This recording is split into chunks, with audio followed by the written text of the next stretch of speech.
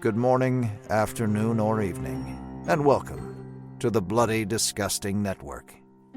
The following show is just horrifying. Beware.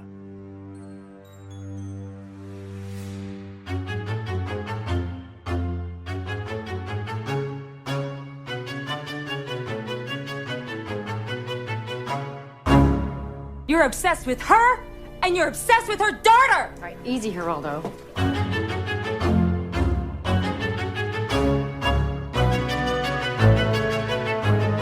And welcome back to Horror Queers. I don't have anything snazzy to say because this is our year in review episode, so we're not covering a movie. And I'm Joe. We are not, and I am Trace. And yeah, we're honestly, y'all, grab a drink, or if you're sober, grab a water. Fizzy drink? A fizzy drink, yeah, get some club soda. And sit back and relax, y'all, because we're honestly just here to have a chill time, talk about the year, and provide you with some comedy. Oh, okay, tall orders. Here we go. The comedy's later. Oh, I see. Okay, yes, I see what you're doing. Got it. Yes. Yeah. Yeah. Folks, we are going to be delivering some bloopers in this episode, but yeah, we thought it would be a good opportunity to do a little bit of like, hey, what did 2021 look like? Well, there was a pandemic that we're still in. Yeah.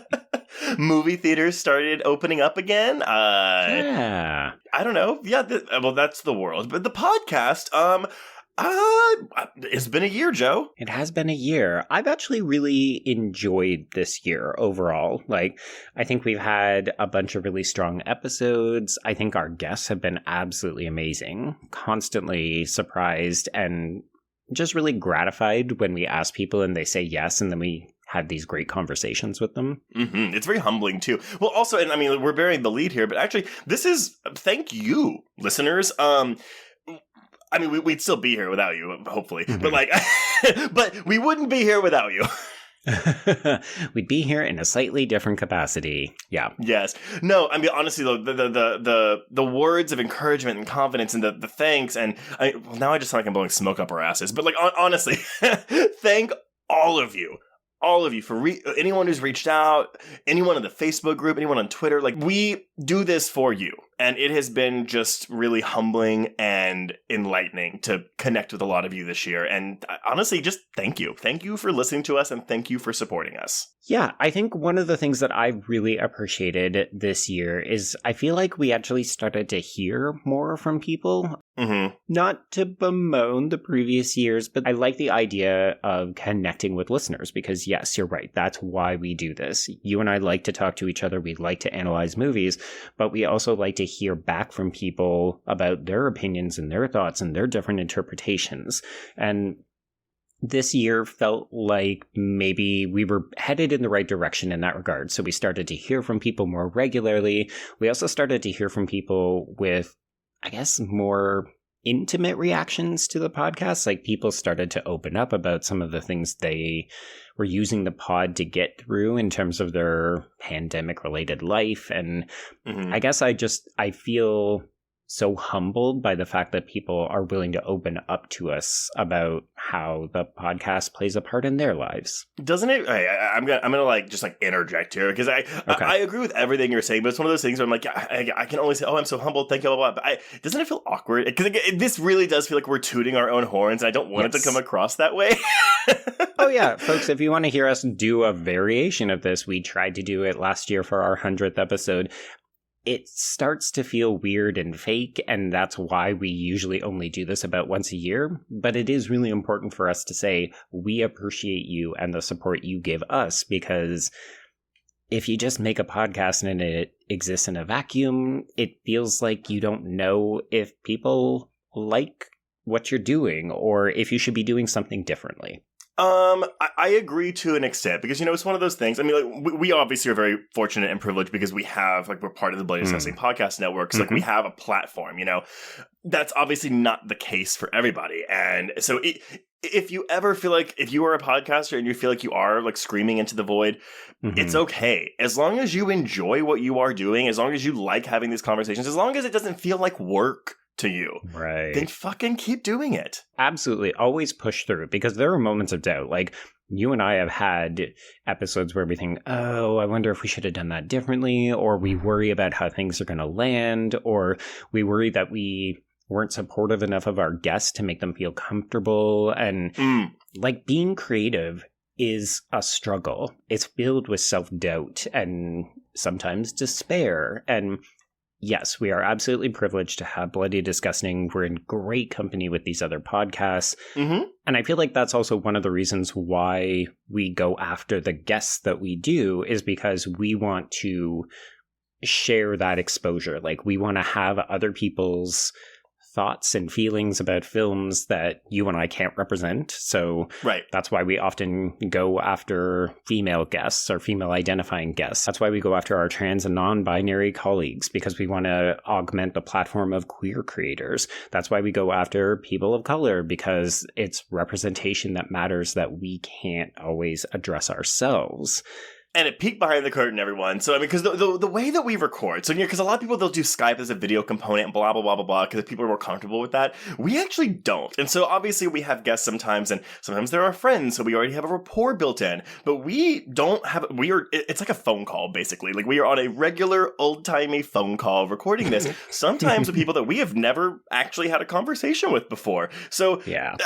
I honestly, and so I'm going to segue this into our guests here. I do want to make we want to sincerely thank all of the guests we've had this year, because obviously, while the people we know, the people that are our friends, like they're coming in like, yeah, and I know Joe and Trace, whatever, but also the ones that don't know us, that came in and just really stepped up to the plate to have these really, really good conversations on some fantastic and not so fantastic horror films this year.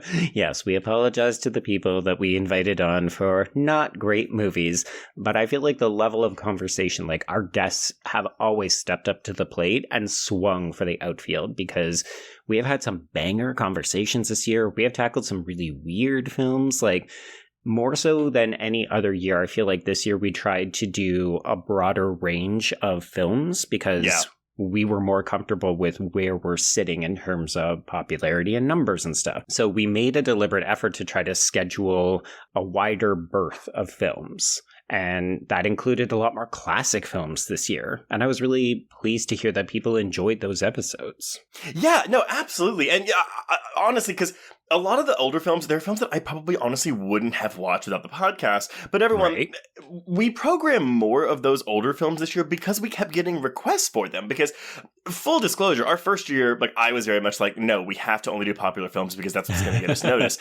But, because we did, Always Shine was like our 6th episode, I think. And I was like, oh, I love talking about that movie. We did Lyle, which was also a really good movie. But it was like, well, that's not really going to bring in listeners. And I feel like, yes, this year, I felt more comfortable being like, yes, let's do more obscure films. And I realize that sounds really self-serving, because I'm like, I only want to, I'm the Hollywood exec, right? Like, no, appeal to the masses.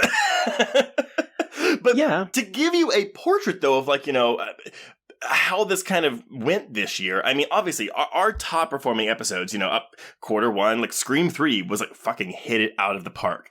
Saw was one of our most listened to episodes this year. The original Candyman, It Follows. Oh, Halloween 2018, by the way, is, I think, our most successful episode we've ever done. Okay. No, I mean, some of this was strategic. We tried to plan episodes that would tie into the release of new films. I mean, we were lucky enough to get new Candyman and Halloween films this year. Fuck yes, 2021. And I feel like people have also come to associate the podcast with certain types of films. So, we know that a Scream film is going to do well. We know that a Sorority Row is going to do well, because these are the kinds of films that our listeners tell us they like to watch and they want to hear us talk about them. Yes, but on the flip side, so I mean, episodes that, again, I'm not going to say they did poorly, but they were just compared to other episodes, they didn't have the download number. So films like Der Samurai, The Wolves of Cromer, Les Diaboliques, they were some of our lowest performing episodes this year. And again, I'm going to get blunt here. If that happened the first year, I would have been like, Joe, no, let's, we can't do things like that again. Now I don't care, because honestly, and I'm going to go back to thank the listeners here, because we had so many people reach out and say, oh, I watched this movie because y'all covered it. And I'm going to tell you right now, that is what I fucking like to hear. And that's kind of my favorite thing that I like to hear about any episode, especially when it's an obscure film. Absolutely, because part of the reason that we program obscure films, and I always go back to that one review that we got on Apple Podcasts. I think it was either the end of the first year or somewhere in the second year where the person was like, it was April the first year. We had done like Fatal Frame and Auto, Up with Dead People, and like 2 other, like basically 4 weeks in a row of obscure films. And that really helped us for years 2 and 3 to spread those out a bit more. Yeah, we learned that you need to have a mix of popular and more obscure, that people tend to listen to domestic films as opposed to international films. So I guess the thing that we always have to decide when we're programming is not just what do people want to hear, but what are some of the conversations that we think people need to hear.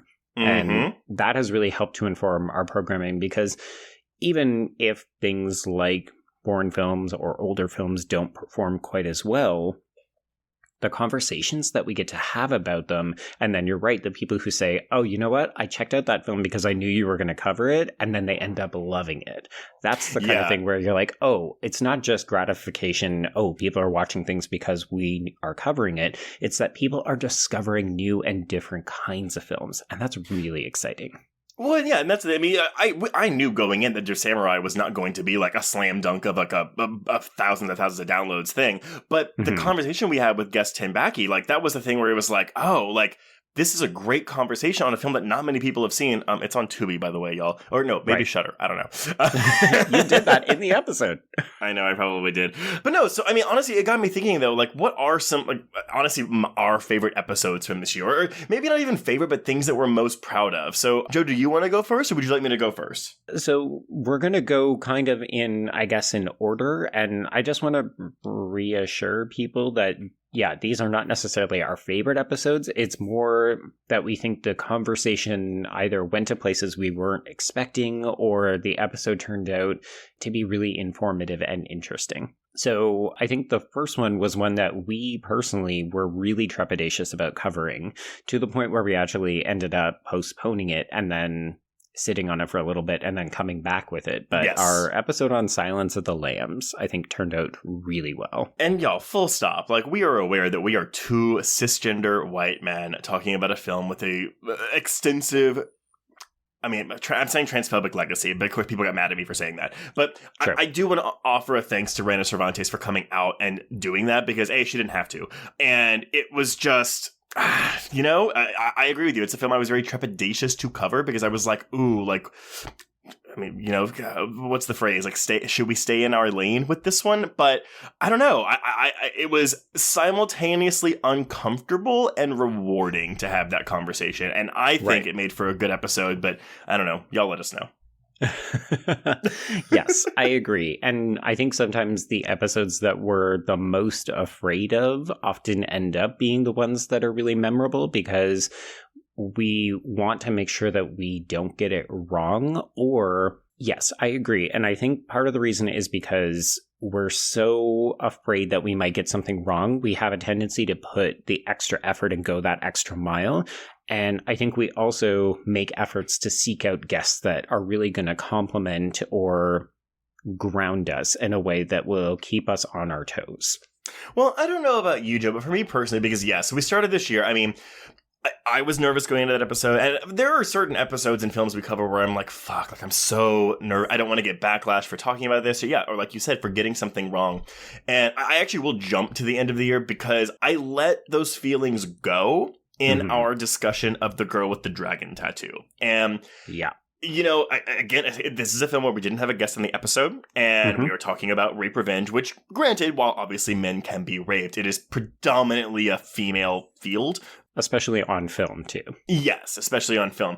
And it was one of those things, and where I was like, again, I walked in nervous, but once we started recording, I was like, you know what, fuck it. I'm just going to say literally what is on my mind. And if there is no right or wrong here, it is what I feel. We're going to try to talk about it. And when editing it, we intentionally didn't edit those conversations, because I really, really, really wanted people to hear, I don't want to say the struggle we had talking about it, but how we were trying to parse through our own complex feelings about admittedly a complex subgenre of horror. And I have really mixed feelings about the idea that you can't have certain conversations if you are not identifying as a member of a certain often marginalized group.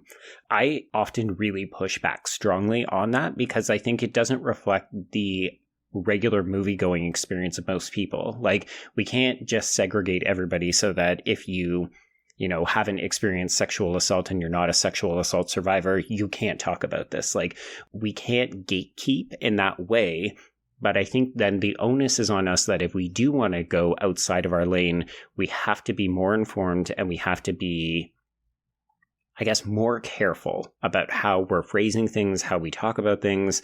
And we're not always going to get things right, but the reality is that we all need to do a better job of being more informed as opposed to putting the burden of education on other people to say, oh, this is good or this is bad. Absolutely. And, I agree with you wholeheartedly, but it's one of those things where I'm like, you know what, I'm going to stop worrying about what am I allowed, quote unquote, to talk about, be it on this podcast or on Twitter.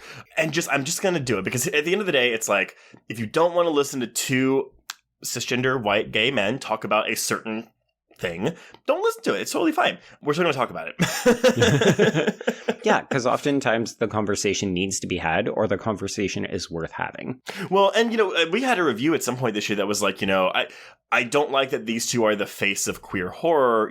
They should have called it horror gaze or something. And to an extent, I mean, I understand that to an extent, but it's also a thing where it's like, I feel like, we're not the face of queer horror, y'all. Absolutely not. Nope. There's a lot of queer horror podcasts out there. Yeah, we are not the be all end all. And there's more than 20 other podcasts minimum out there.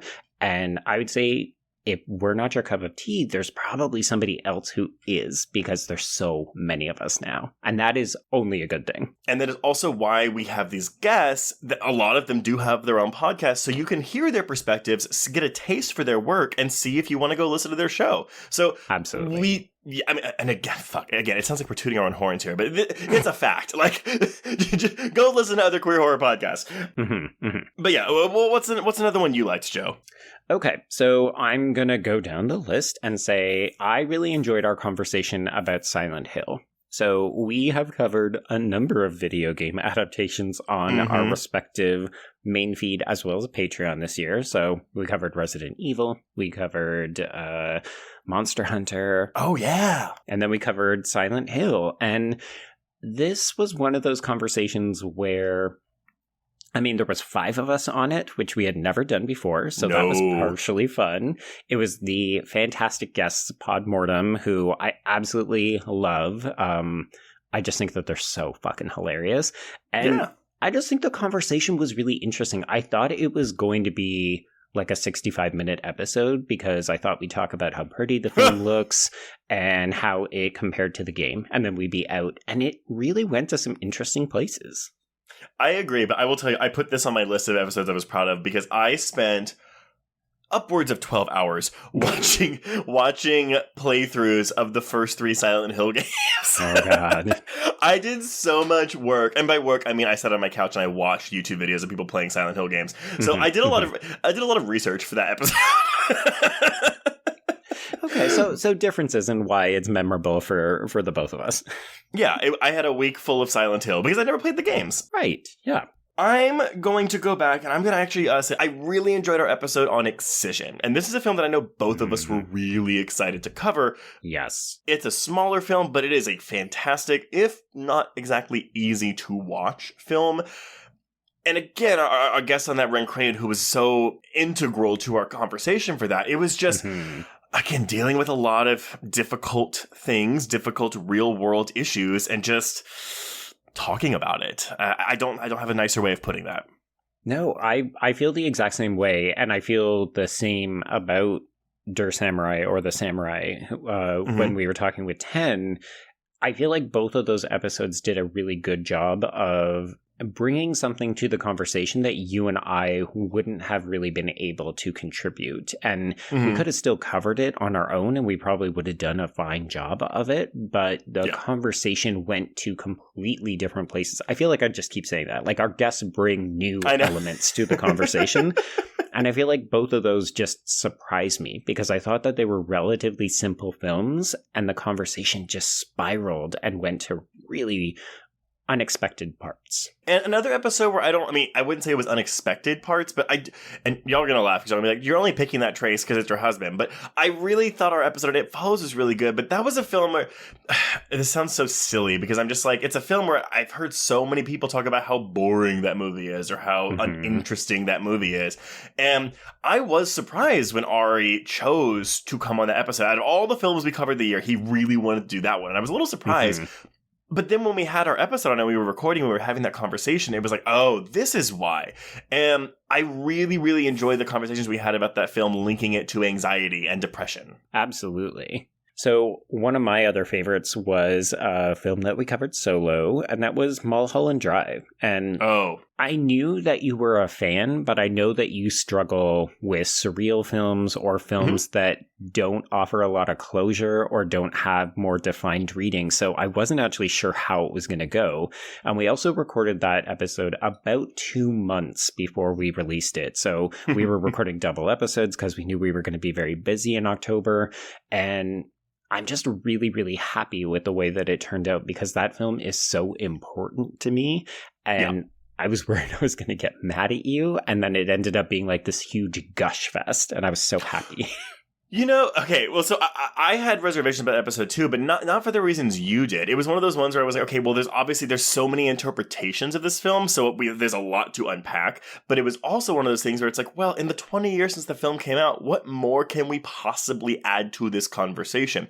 And it's similarly why we haven't yet covered films like Sleepaway Camp or why it took us a year and a half to cover Nightmare on Elm Street 2. Because it's one of those things where it's like, these are the big ones. Like, what else can we add to this conversation? And with Mulholland Drive, I felt very similarly. But I agree. I had a lot of fun talking about a movie that I wouldn't describe as fun. It's a beautiful film. It's a moving film. It's not an easy film to just throw on. Yeah. I will say for my final pick of something I really love doing this year, it was actually our episode on Clue. And here's the thing. So Clue, that is one of the most beloved comedies of all time, so there's definitely pressure to get it right. But we also had guests on the show, guests who we didn't really, that was an example of guests we didn't know. What happens is when you have a guest on, when you, if you haven't talked to them before, you have to kind of go through this, this early period, this early period of getting to know each other, getting through icebreaker moments during the recording. And so sometimes, at least for me, Joe, I don't know if you feel this way, but sometimes I can get in my head and be more focused on the guest and the conversation at hand. And these ladies at Good Morning Nancy, knocked it out of the park. They came, they knew the assignment, and they fucking were ready to talk about Clue. And that was possibly one of the most fun conversations we have ever had on this podcast. Yeah, that was easily one of the more high energy episodes that we have recorded. And yeah, I knew it was going to be fun because Clue is just such a great movie, but I knew it was going to be fun because Clue is just such a great movie. And I think that definitely contributed to the conversation because we were all having so much fun talking about a film that is so fun. And I don't know, when I was editing that episode, I was like, oh, I'm laughing. Like the laughter and the joy in this episode is infectious. Yeah, you sent me that too when you were editing. I was like, oh, good, I'm so fucking excited to listen. And I did, and I agree with you. So I think the final one that I'm going to highlight is actually the very first episode that we did of the year. I am always excited to revisit a Scream film, but I also worried that our Scream 3 coverage was going to be us inadvertently shitting on the movie the whole time. Yeah. It ended up being one of our longest episodes. We actually had longer episodes on average this year than ever before. Proof that we can't shut the fuck up. I think that's so because, again, y'all know this. Joe and I have met in person once in our lives, and that was during the Nightmare on Elm Street 2 live recording at Fantastic Fest back in 2020. No, 2019. 2019. It was the first year? Yeah. Oh, fuck, the second year was the pandemic. It was the pandemic! Shit. But no, I haven't said this to you enough, but we have become friends. We started writing before we even spoke over the phone or over computer shit. Like, we just wrote to each other. And then we started podcasting together. And then we met. And then we kept podcasting together. And it's a thing where it's like we just become closer friends. So it's easier to have longer conversations. So, and honestly, it's one of those things where, listeners, I hope that you enjoy hearing us talk to each other as much as we enjoy talking to each other. Yeah, I mean, one of the things that's joyful about a podcast as it ages is that because we know each other, like, we become more similar, which is terrifying to both of us. Dude, our taste in movies, it's not totally aligned, but it is becoming more and more aligned, where I'm like, oh, Joe's gonna fucking hate this movie. And then you end up liking it, and I'm like, ah! Surprise, Sydney! Yes, absolutely. But I think that also, I mean, hopefully it sounds fun for people to listen to. Oh my God, what are we even saying? I don't know. Coming back to Scream 3, I don't know. I mean, I love that the Scream films are one of the things that unites us as, I think, queer audiences. We most often all tend to gravitate towards them. But Scream 3 is a lot of people's least favorite entry. Some people actively think it's bad. And I think that film set us on a really good trajectory this year. Like, it's got sexual assault in it. It's got a bunch of, like, Hollywood comedy stuff. Like, we've covered more comedies on the podcast this year than we ever had before. So, in a way, Scream 3 kind of set the tone and the bar for the rest of the year. I agree. And actually, I'm sorry, I'm gonna slide in my freeway conversation here, because I know that movie was like a lot for you. But again, that was a movie I've been waiting to talk about forever, and we do have a similar film to talk about next year on the podcast that I also think you're going to have similar issues with.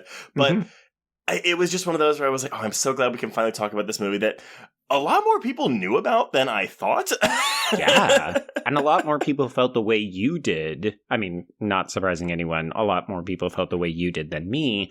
But yeah, it had way more, I guess, engagement and interest from listeners than I thought. Like, when we programmed it, we thought, okay, this isn't going to be a big hit for us. And we got a lot of response to it.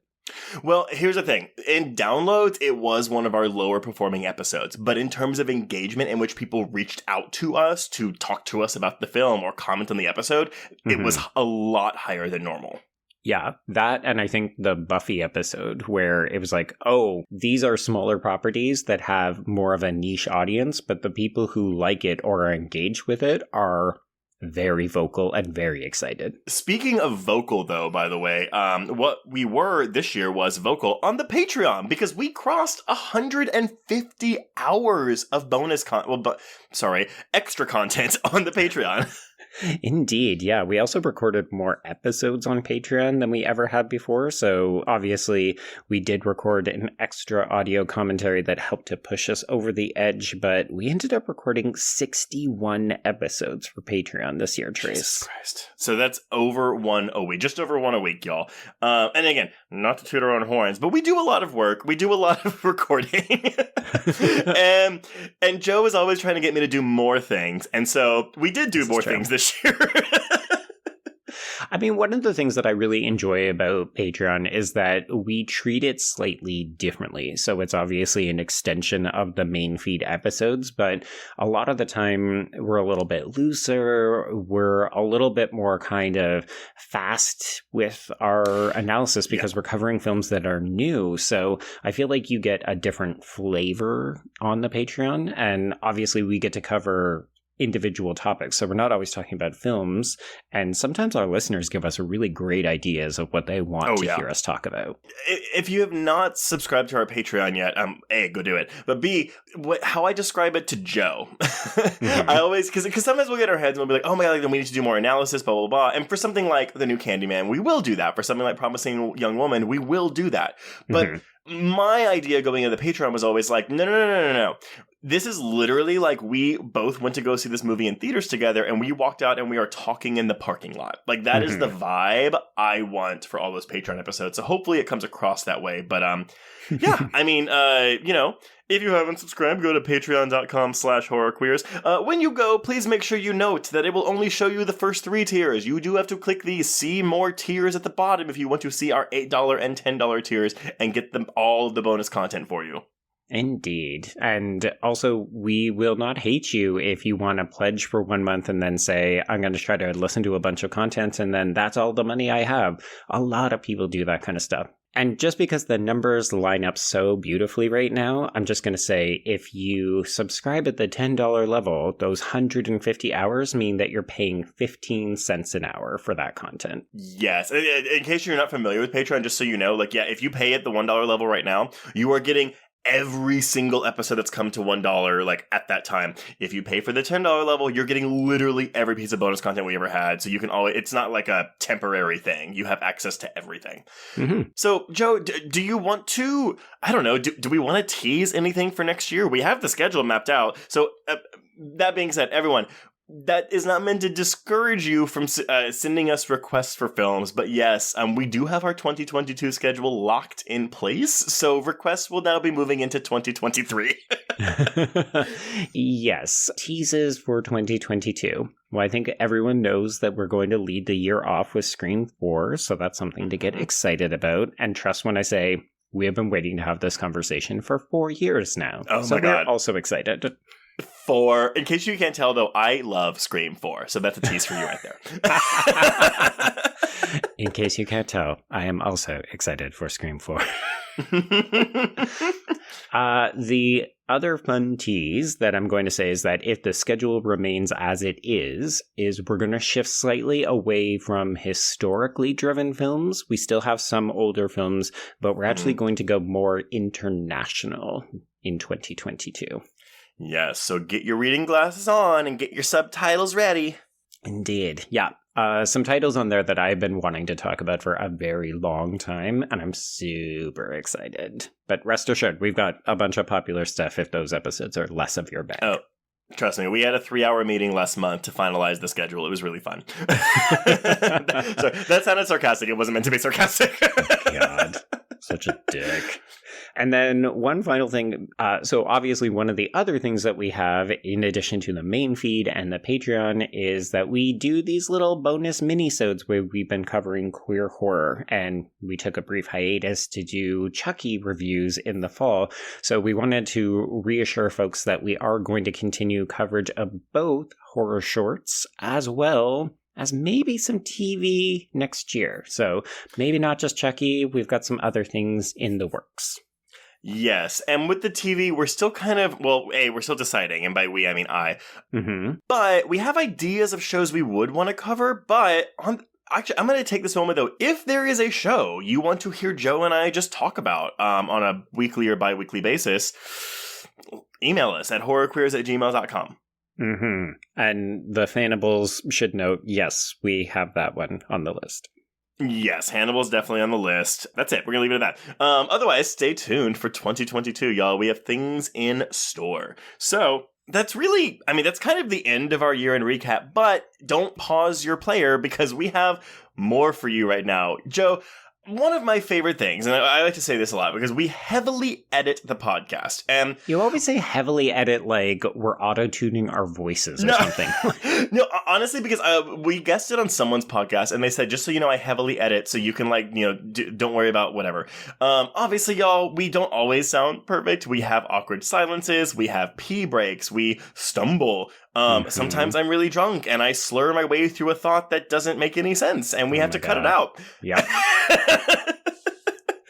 So without further ado, we give to you some 2021 bloopers. And why don't we start, though, with your fuck-ups, Joe? Because since you always kick off episodes, you don't always get the beginnings right. So why don't we listen to a few times when you, fucked up the beginning? And welcome back to Horror Queers. Sorry. Let me try that again. No, it's I was like, wait, are you cueing me? I didn't have it open. Oh my God. Okay. Take two. So we begin with an opening scene that introduces our family, which is comprised of sleepwalking. I'm always good right off the bat, folks. So I think I'll kick us off, Joe. So are you ready? I'm ready. All right. 3, 2, 1, play. I don't know a way to get you into the mood for a movie faster. Your volume is on. Of course it is. Do you want to start over? Yep. Okay. I literally turned off the volume. I fucking hate. It's okay. And welcome back to Horror Queers. It's your full line. Whoa, right off the bat. Fantastic. Look, all I have to say is, in my defense, starting a show can be hard. And it's not like you're always the best at doing this podcasting business, Trace. I will say that sometimes you do imbibe on the episodes, and those episodes can get a little messy. Hold on. But it doesn't make it... Again, for your concluding chapter of your trilogy, why are you going to break the tradition? Maybe they thought they were being clever, but it doesn't work.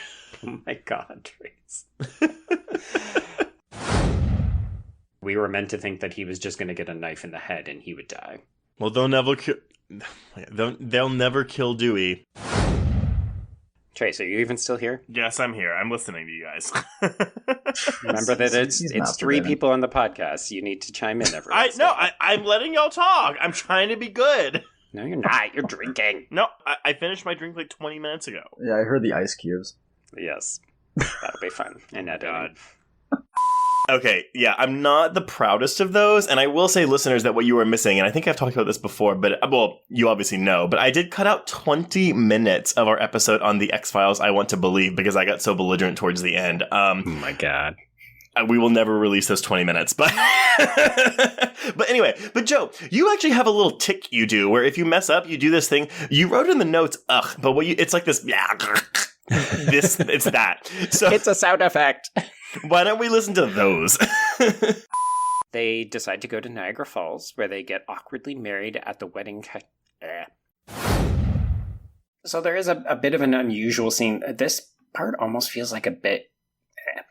So they're... I'm actually really tense for what this grown man... Dren gets a killing blow in, kills Clive, stings him right in the heart as well, which I love because earlier Clive, in the conversation where he's like, where they... Indeed, yes. Indeed, yes. So people don't know what that means. It means, So we open on a dark and stormy night as an elegant as a group. And this is our introduction to Alessa And this is where she sees said geometric shape. The film's most shocking moment of violence is where Stokey... But just to give you a bit of a primer around what housing... Yeah. So this is when we get higher by police. So I think one of the other fascinating things about this episode, and it actually made me uncomfortable in how heavily... I do like that Maggie is also as good at... I do love that Maggie is also as good as... okay. Third time's the charm. That's okay. Okay, so yes, sometimes I do fuck up, and yeah, I do that. Okay. But I will say one of the fun things is because you have to tackle the history portion of the main feed episodes, sometimes you don't always get the details right. Sometimes I actually forget things that we have done, things that we have covered, or other things that we do. So here we go. So when we discussed that for our Patreon last year, and everyone, this is also in the main feed. We dropped it last year? Yes, for the main feed. No. Yes. No. We dropped it 2 years ago in the main feed. It was 2019, sorry. I feel like we discussed a film that did something similar, where, oh my god, it was cutting out sex stuff. They marketed it as oh my god, fuck, what is it? Yeah. And everyone, go listen to our episode on Scary Stories to Tell in the Dark, because I disagree with Joe on this point.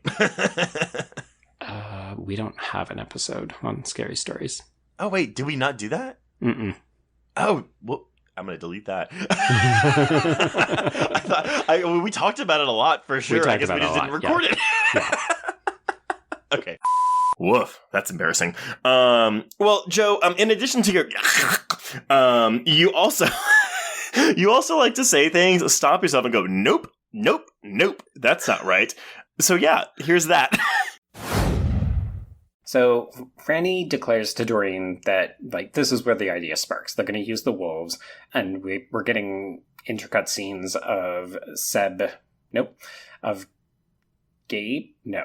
Why have I forgotten their names? Gabe and Seth. There we go. I'm sorry, Gabs and Seth? Thank you, that's what I was looking for, yeah.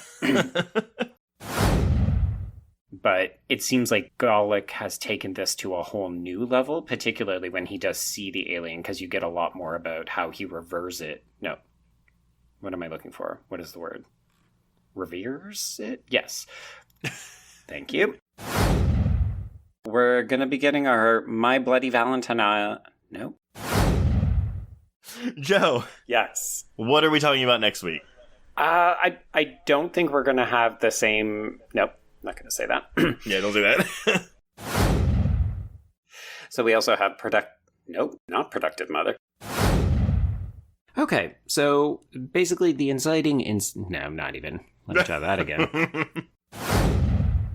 Okay, so this debuted in Mario Bava's Shook. Shock. Nope, Shock. Let me try that again. My God. So this debuted in Mario Bava's Shook. Nope, did it again. We could have had some other inciting factor. Nope. And honestly, punctuating it with the visual and punctuating it. Nope. I like the idea of a vengeful Helen getting revenge. No. But one of the things that people may not know, I'm going to reference Denis Trudet's... Nope. One more time. No, it's not the failure that people like to assign. But I will remember that when the Boxna... Oh my God. All right, well, as you teased, we are coming to the end of November, which means we are headed into holiday horror season, Trace. So I thought that we should check out a little passion project. And, I'm feeling... No, okay. So close. I almost nailed it. So I have this... Okay, so I've got... Nope. This is what you've missed, Ari. This is what it's like all the time now. You got it, baby. Thanks. Up next is Best Sequence, so you could consider this a prolonged scare. You could just think of it as a high point of a film, like a big dramatic sequence. Oh my God, I can't even talk. Yeah, so this is basically a longer sequence. Nope, still just saying the same word. Well, we got lots of fun bonus content. There you go. In my defense, I like to think that I'm very good at self-correcting, so I'm going to treat that like a badge of honor. As you should. I mean, at least I'm able to self-edit. I find some of the things that you do is you like to prove how smart you are. So let's hear a couple of instances where you are playing Mr. Smarty Pants. No, it is, it's going to Shudder. Oh, it is going to Shudder. Oh, but wait. Later, sorry. Right? May 21st release with a Shudder premiere to follow. You're right. So yeah, sorry. You are correct. Just, yeah. Jade and Jesse, they both end up calling David for emotional support, so our queer character re-enters the film, and it's basically to reassure them that they're both acting irrationally. We also have a brief... wait, I'm sorry, are you about to mention Kathy and Jimmy? Yes, I am. Okay, sorry. Okay, so I admit I do like to feel smart, and sometimes I do lord that over you, because, but it comes from a place of love, because I know in reality that you are much smarter than I am, so there you go. But where you are not smart is when you have to read things, because you actually don't get names right a lot, and it's really weird because you're really terrible at it. So I'm so bad. Yeah. Yeah. So why don't we listen to you butcher some people's names? I mean, I think because every character in this is a caricature, except for maybe Finn and obviously Cecily. Cecily. Let me try that again. Mm-hmm. We can figure it out. You just have to leave a few breadcrumbs. I mean, you just have to leave a few crumbs. God damn it. Breadcrumbs. Let's try it again. And also, you're going to cast Damanju Hansu. No. Jaimin Honshu. Jaimin. And you're going to cast Jaimin Hansu, and then... damn it, I did it wrong again. So it's Jaimin. So Jaimun. Jaimin Honshu. Like Han Solo shoe that you put on your foot. Honshu. Shoe. I've never pronounced it that way. Okay. And you're going to cast Jaimin Honshu. Jaimin Honshu. There you go. Okay, so the main issue that I had back in 2003 was that I really, really disliked Arlie Emery's. No. Arlie Ermy. Right. So the main issue that I had back in 2003 was that I really disliked Arlie Ermy. Oh my god, why? Ermy. Like Hermes. Like Hermes, but nope, not doing that. Not like that, no. Confuse you more. So the main reason that I did not like this movie all that much back in 2003 was I really didn't like the sheriff character, played by Arlie Ermy. I still don't think I can pronounce Sanaa Lathan correctly. Oh my god, Sanaa Lathan, dude! Well, in my defense, I'm not the only person who mispronounces things. You also do this. That's what they're saying. Maybe they were lying for humbly. Humility's sake. Humility. Boy, that humbled you right now. This is from the directors of Inside, Maury and blah blah blah blah blah blah. Someone. I gotta cut that out. But yeah, and so then we just get this really like lengthy scene of Sheriff Dearborn like swatting flies away from his food. She had accolades. They just accolades. God damn it. He writes, visually, the films employ chiaroscuro lighting and expressionistic effects. Oh, no. Chiaroscuro. Oh my god, really? Mm-hmm. I've been saying that wrong my entire life. I mean, not that I say it all the time, but like... Okay, Kier what? Chiaroscuro. Oh my god. So they realize this because Breed basically... Breer. God damn it. Breed. So it was modified into Congos. The Congo. So it was modified into the Congo. We're in the 8 movie now. So it was modified. Okay. I actually like that. Like the discrepancy. No, the disparity. No. Whatever. The difference between her outfit and everything else. Or do both, because you're actually getting the unedited version on YouTube, which means more stupidness. Yeah, we have a lot of mistakes. Fire hydrants, no. Fire truck sirens and things like that. Yep. Because when we discussed Rebecca back in October, it was something very similar. We talked about, how they made the mansion, Mandalay, to maintain the feel of the games, they actually brought in the sound designer from the games, Akira Yama. Oh my god. And then, of course, this is the same guy that also created the prologue that we're going to... Oh, god damn it. We're going to look at the best horror headlines of the year. Also, some of the... Escandalos. The scandals that have happened through the year. Okay, yeah, so I don't really know how to say words. So you get the names, I get the words. And we're like two pieces of a puzzle. We help each other out. Indeed, yeah. Now, one of the things that I have found worse this year than ever before is what I like to call pandemic brain, which is that the longer I podcast, the more things I forget. And you actually get this great moment where basically, oh my god, here we go. I'm starting to lose names. I think that's why those scenes with Trevor and, Purcell. Name? Yes. She's seeing her kiss her God, what is it when you get engaged? Engagement Fiance? ring? There we go. A fiance. I mean, I can tell you for sure that, nope, it's gone. I can tell you for sure that, oh my God, what's the Kubrick one? Clockwork Orange. Thank you. I do like the imagery when Cassie is banging Daniel's head against the wall and it's loosening bricks in the prison fortress. Oh, yeah. It reminds me, I think, a little bit of, oh God, I'm losing my words. Yikes. Oof. Woof. Well, you know what? That's okay, because we can't get things right the first time all the time. As listeners may know, I have a tendency to be a bit crude, a bit raunchy, much to my mother's chagrin. And sometimes those things sometimes they land with a thud. So, so here's some of those examples. I'm just saying, cut this out. It's Detroit. Like, there's cocaine there. There's cocaine everywhere, Trace. I'm ready to have my mind changed. My mind and my whole is open. Oh. Okay. I love that That's for not gonna you. work. So I guess we'll look forward to that then. Cut that out. Don't put that in there.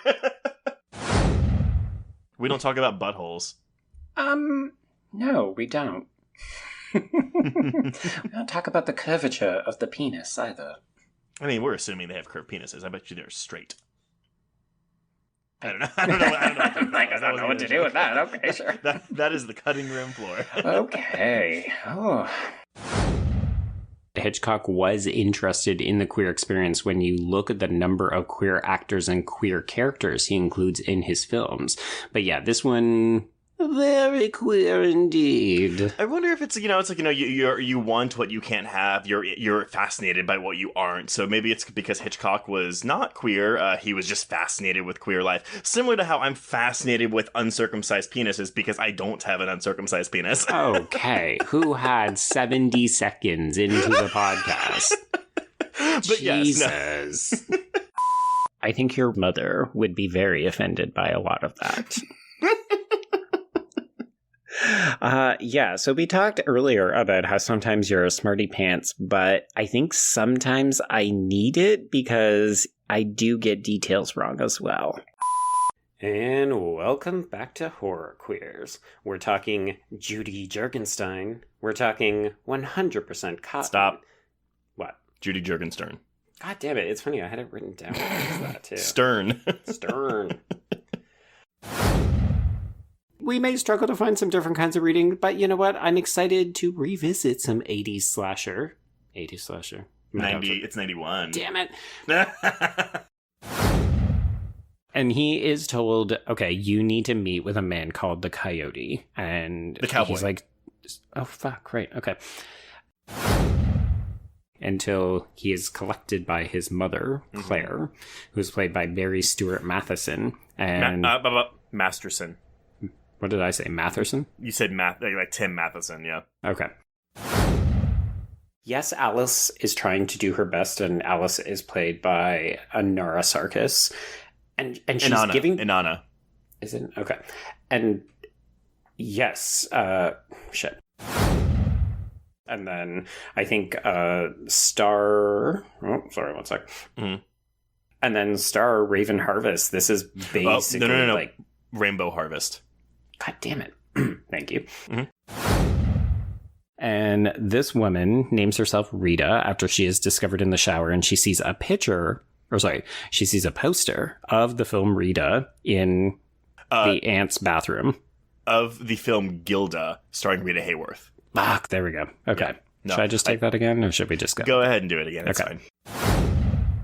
Folks, if you don't know who Richard Speck is, he's a relatively famous serial killer who raped, tortured, and murdered 8 nurses in the South Chicago Community Hospital on January 13th. July. Oh, sorry, 1966. There we go. July. What did I say? January. Okay. You want to let me say that again? Talk about that rape again. Let me talk about that rape again. Sure as fuck can, yes. And cross out Horror Queers Patreon. Nope, not Patreon. Damn it! So in a way, it's really glad that you have me here, so I can help you be right. Yes, that. But you know what? It's okay. Because while I also get podcast history wrong, I also get movie details wrong quite frequently. Yeah, I don't always get it right, y'all. I'm sorry. I do the research, but sometimes it just in one ear, out the other. Mm-hmm. So, go subscribe to that. And you can listen to our August episodes on The Boy Next Door. Oh my God. Mm-hmm. You're just going to get to that. I'm going to keep doing it. On The Boy Behind the Door. Basically, Andrea Riseborough and her father have, at some point... I'm sorry, her husband. At this point, too, they don't know where they're going, right? No, they know that they had to deliver the dolls to Hackensack. Oh, whoops. Oh my God, I'm cutting that out. Holy fuck. Monday brain, y'all. It's fine. We can fill in the blanks because she's Billy's mother. That is a relationship. Okay. The Roman character has... Oh my God. No, dude. Think about what you're saying. He has the exact same relationship that Laurie Metcalf has. You are correct. But I had a point. Okay. It's really weird. I mean, but it's the 80s. We're pre-Reagan era. Wait, is Reagan president in the 80s? Oh, fuck if I know. He's your president. I know. I should know that. I'll look it up. So, okay. First of all, let's start with writer Adam Scott here. So Adam Scott. Holy fuck. Let's start went with to Bonnie and wait, what? Blooper reel. Definitely has. And actually, once I found today, Small Soldiers has a really good Bride of Chucky. Oh my god. Small Soldiers has a really good Bride of Frankenstein riff. He began looking for his Eden. Oh my god, his Eden. Oh my god. That's a blooper. No, it's a blooper. Sorry, Annalyn McCord plays Eden on Nip Tuck. And that's where that came from. Oh my god. This was actually supposed to come out, this was actually supposed to be released nope, fuck me. We actually didn't mention this either, so after, we get her spiel, we also have Sam. We also have Flint. Damn it. We also have Finn. Yeah, podcasting is a wild game in that regard, isn't it? Know what else is wild, Trace? Living downtown in a major metropolis. I will say this next one is brief because we're pretty good at doing some silencing on the audio, but I'd be lying if I said that there wasn't some traffic noises in the background of most episodes. And so this scene just very much, I was like, oh, like, young girl, blood in the bed, like, that's Angel Heart. It's deeply relatable to queer people. Holy shit. Is it you? Living by the highway is great. I love it. So this is going to sound really self-indulgent, self-involved, but I listen to our show. And when I'm on my commute to work in the mornings, when you have let's say a police siren, oh no, I'm sorry, it's a fire truck driving by you, I'm driving to work and I'm looking around like, where the fuck is the cop? But you know what? No, it's okay because my fault. I'm sorry. One of my biggest issues is that I talk very fast. It's one of the reasons why Gilmore Girls is one of my favorite shows because they talk normal to me. So a lot of times, what has to happen is you have to tell me to slow down because if I don't, this is what happens. Just like check your privilege before you're making jokes about it, people. Yeah, I mean, well. Yes, but given... And of course, our discussion on hillbilly horror, we do have one more treat for left. Oh my god. Y'all, we are talking former film director of... Nope. We are talking Rob Cohen, former film...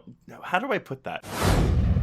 Well, I'm trying to think of like gimmicky settings, right? Like or even like a theme park with roller coasters and shit. But again, but I just wonder if like his film style is similar because I mean, I the way so even my slow down. But that being said, I've seen this episode. It does work as a completely standalone episode. So if you've never seen it, if you've never seen this show, this movie does work as this Try that episode. again. Yeah, we're really kind of getting into it because again, have we already gotten to the part where? Oh nope, sorry, we haven't gotten to the part where she learns that Bob is. Nope, sorry, sure. God damn it. Where she sees him on the news. And I'm just like, no, the issue was that Dream Child grossed more than half of what Dream Master did. Maybe take that again, Trace. We're talking Adam Egypt Mortimer's. That's a mouth. Oh my god. Sorry. Mm-hmm. We're talking Adam Egypt. Oh my god. I would say we could also, again, we're going. Okay, cut out every time I say again. Or if you don't know the backstory, that she used to apparently yell at Joss Whedon on set. Which is, well, I feel like that was playfully so, right? Mitchell conceived It Follows based on a recurring dream he had in his youth about being followed. From what he blah, blah. Like, this is a cishet straight. The only reason the provost dies is because he murdered Will. Because Coach does not murder anyone. Like, we know that Coach gets the provost... Because Paul Walker calls his dad. His dad gets the provost to go there, because I guess he can't get there himself. So he has to know... Because we don't... Okay, wait, Trace, what are you trying to say? I was going to talk about... I don't know. Yeah. Cut that out. I have never felt more out of the loop with people with that movie. Mm-hmm. Sorry. I have never felt more out of the loop than I have, like, God damn it. Like, I mean, I think so many of the blah, blah. And when practiced solo, even the creation of any interpersonal race,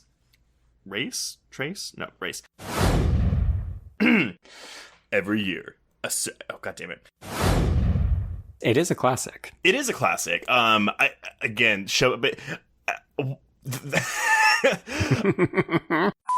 It is one of my favorite things about you, is just how you will rush head first into every conversation and then figure out what you're trying to say about 10 seconds later. It's worse when I'm drinking, which is why I don't drink on the podcast anymore. The editor in me thanks you for that, sir. But Joe, the next item on our list we have is Joe Everything Else. So please let us know what that means. It's basically a hodgepodge of all of the other weird shit that I managed to do during a recording. You know what? Fair. Let's give it a listen. Okay, so Nick finds Tina as Amanda... No, wait. Oh my god, notes. What does that mean? There we go. Okay, there should have been a comma. My apologies.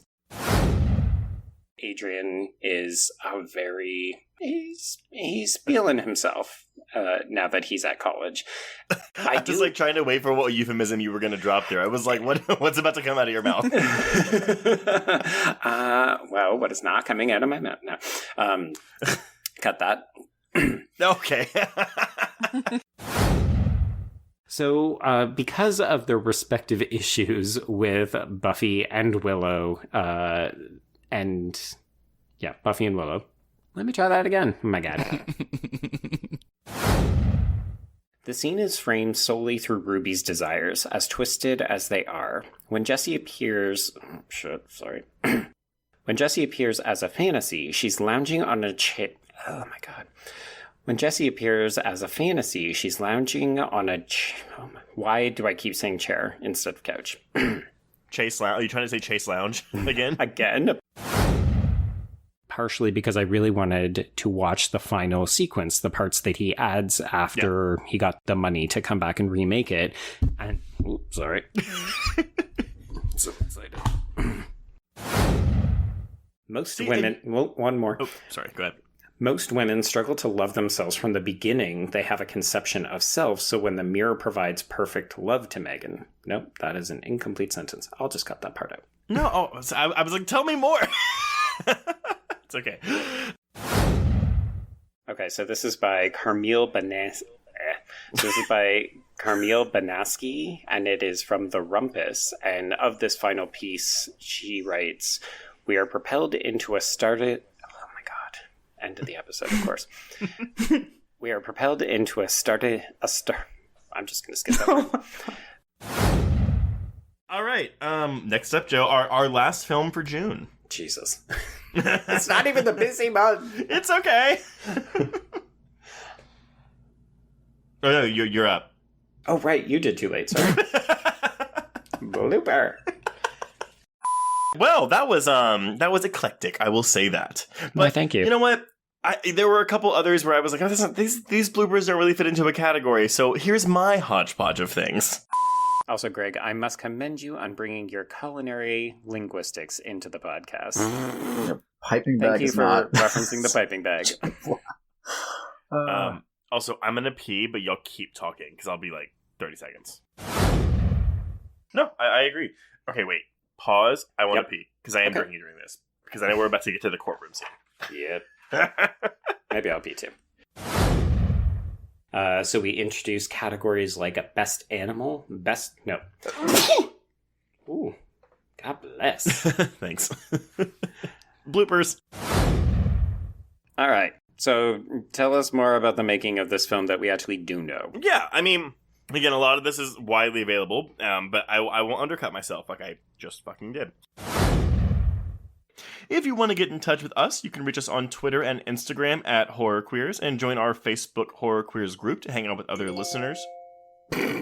Wow. Literal record scratch. Also, hold on, my I kept hearing like a noise. I was like, what is that noise? It's because the volume button on my microphone is hitting the button on my shirt. Oh, okay. Hold on. Or just do that a couple times so that if you need to noise reduce it later. Yeah. Let me just button my shirt so I'm not like a slut. My God, you whore. I know. I do enjoy it when we have mic difficulties, because that's a universal issue for podcasters. There was literally months at a time where I was editing and I was like, there is something on my audio. I don't know what the fuck it is. And it was literally the cord from my mic rubbing against the microphone head. Yeah. Audio, man, it's tricky. As it can be when, well, not your pets, but sometimes we have a lot of pets on the show, be it from me or my guest. My guest, oh my God. Be it from me or our guests. So sometimes dogs interrupt, and we have to halt the recording because of them, and here's some of those. And, well... Wait, hold on. I hear the dogs. Yeah, and one time I just showed up with a boyfriend. They were very, accepting, and I was, happy to have that acceptance of my boyfriend. But they would blow up over other. I'm sorry, guys, my dogs. Sorry. That's okay. All right, I'll just start over. Yeah, but yeah, like my family never. I'm so sorry. No, it's okay. Fine. No, it happens all the time with dogs. No, man, Bobby, my dogs have done this 1,000 times. She just dumps that fucking bud in the water, and I thought, bitch, no. Mm-mm. Yes, and... God damn it, hold on. Spiders! Go to bed. Go to bed. I do kind of like that she's kind of like Casey, because he's feeling the loss, not only because... I'm sorry. I don't know if you can hear that. I can, but that's funny. I thought it was a bat. Oh, it's like a loud shrieking dog. No, it's a bat. Oh, Lindsay, God, you're calling. It's a bat that shrieks like a morkie. Oh my God, it's so loud. Tell me if you can hear it. Okay. What was I in the middle of the sentence? Yeah. So they were originally going to show the creature even less. I think they wanted to wait until like the 50-minute mark to actually show the creature in full. Okay. Oh my God. Sorry, Butters just opened the door. Go to bed, boys. Okay, so I didn't know if you walked them or something. Hold on, let me put them in their crates. Mm-hmm. Go to bed.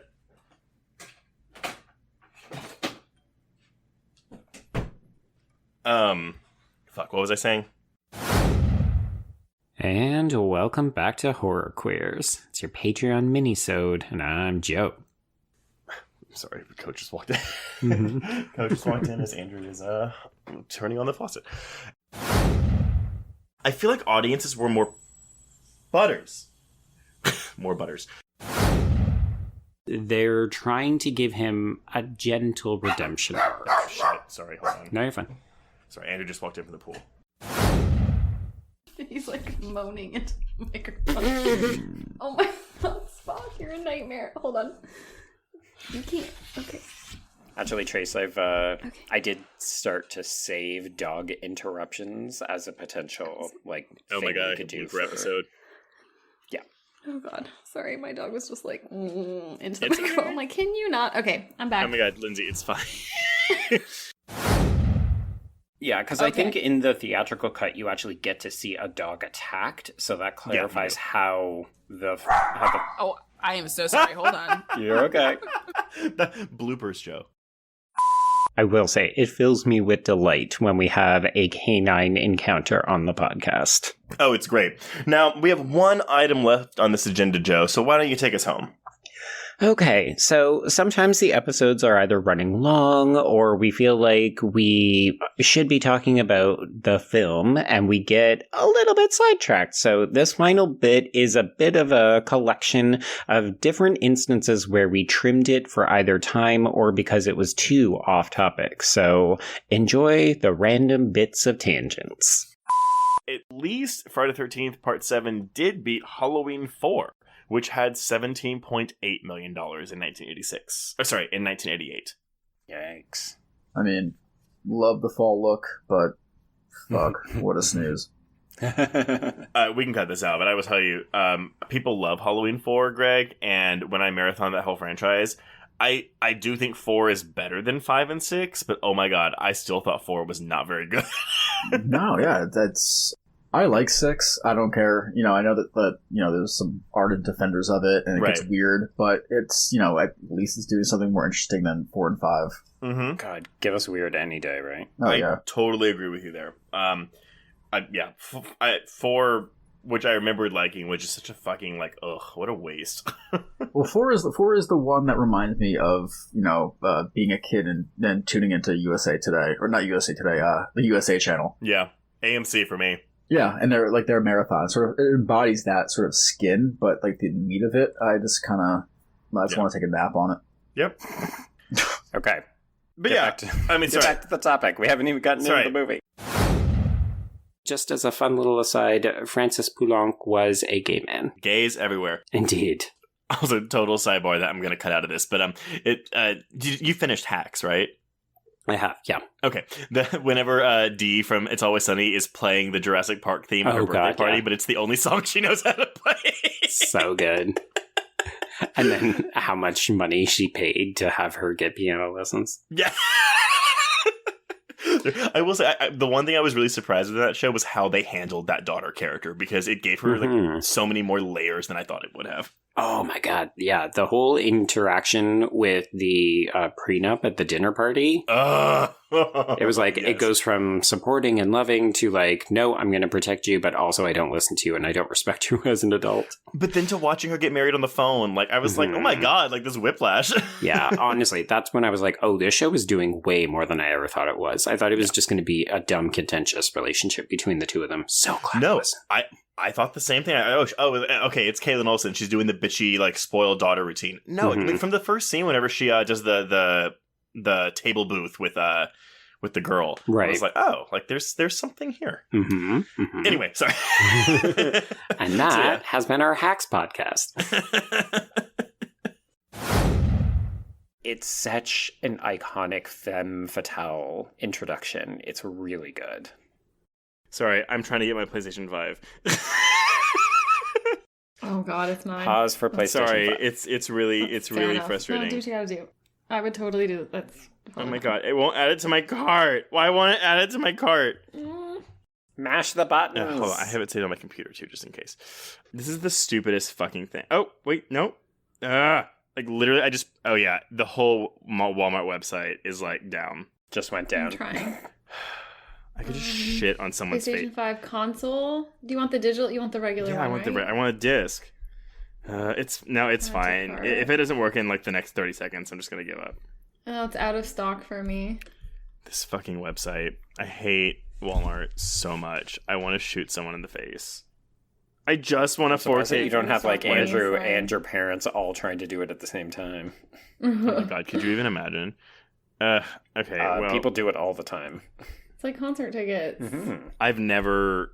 Oh my god, I was trying to get Adele concert tickets for that last tour, and it was like, I made Brian do it. I made all of my office. Oh my god, it's already out of stock. Fuck you, Walmart. Yeah, I just know it's gone. I was checking for you. It's gone. I was doing. Okay, sorry. Where were we with this goddamn movie? That makes me so mad. Sorry. Did y'all hear about that? It's like a Britney Spears themed boat party. It was like out of Oh the my Demon god, Twink. the Demon Twink? Demon Twink, yeah. I mean, honestly, I would go to a Demon Twink party if I found out that I had this thing following me. We should point out that we are actually recording this like I was going to days. say, that immediately ages this episode. Yes. So yes, we're recording this about a month in advance. So if y'all are like Demon Twink, that's old shit. That's why it just happens. It's fresh to me. Look, somebody getting their ass eaten out in public is still fresh news. I spent about an hour looking at all those memes, and I got my life for a while. Oh my god. Okay. I know. I'm like, okay, wait, what do we do? This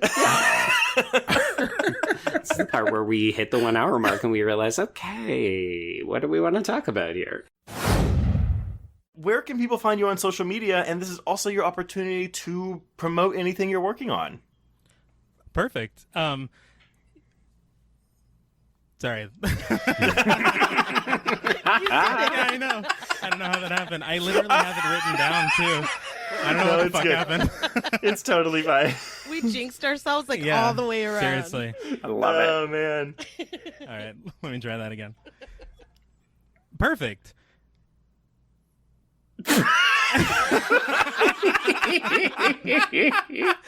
it perfect? I don't think it is. Is Well, it? I won't laugh, I promise. Okay. Travis, your sideline. Somebody else started this off. No, it's fine. Go ahead. All right. I mean, honestly, I would have listened to that shit, but who knows? Well, people just did. Oh yeah, there you go! Yay! Thank you everyone for sticking through, well, this episode and this year and the past 3 years with us. We are very much looking forward to starting our 4th year as a podcast, and we hope that we keep providing you entertainment, joy, catharsis, whatever the fuck else we do. I don't really know. Mm-hmm. Yeah, sure. Whatever we do for you is what we're here to do. But Trace, this is not our last episode of the year. We actually have one that's going to come after the holidays before we get to Scream 4. So I just wanted to say we are going to be covering Witchboard next week. This is a movie. I don't know what it is.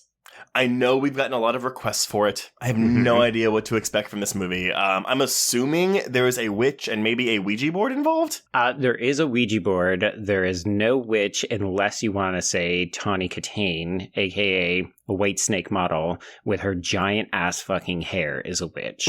Oh, actually, you know what? There is a medium who is kind of witchy. Is the Ouija board the witch board of the title? Correct, yes. Okay. I was mostly right. You were mostly there, yeah. So this is 80s as fuck. We are going to have a lot of shit to pay attention to in the backgrounds because this episode is just chock full of random crap and also a lot of homoeroticism.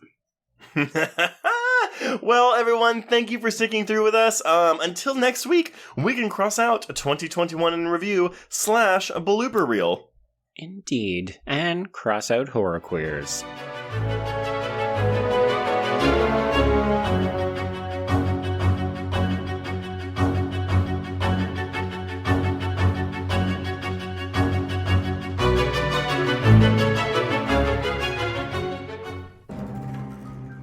You've made it to the end of another bloody, disgusting podcast. Congratulations. If you like our programming, consider searching for other bloody, disgusting podcasts, such as Creepy, Horror Queers, The Boo Crew, SCP Archives, Nightlight, Margaret's Garden, Nightmare on Film Street, and more. It was late in the afternoon when the professor and I took our way towards the east, whence I knew Jonathan was coming.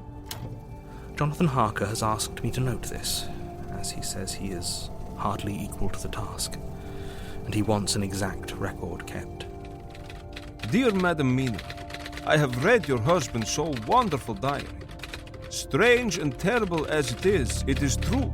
I will pledge my life on it. God preserve my sanity, for to this I am reduced. Safety and the assurance of safety are things of the past. I am in hopes that I shall see more of you at Castle Dracula.